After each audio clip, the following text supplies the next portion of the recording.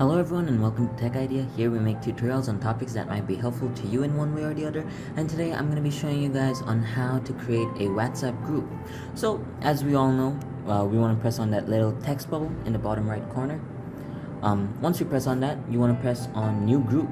Once you press on new group, over here you want to select the people that you want to keep in this group. So I'm just going to select this person, so they're going to be in my group, and then I want to press on this next arrow. Once I press on this next arrow, you can keep the name as whatever you want. You can make disappearing messages, and now disappearing messages is basically after a certain period of time the message is gonna be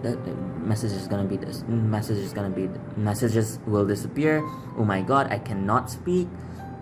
So I'm just gonna write the group's name as Tech Idea and then a light bulb, because why not? And then I just want to do the tick mark, and that's it. The group has been created. So, I hope you found this tutorial helpful. If you did, please drop a like, and if you want to see more tutorials like this in the future, don't forget to hit that subscribe button as well as that notification bell. Thank you so much for watching. Bye bye.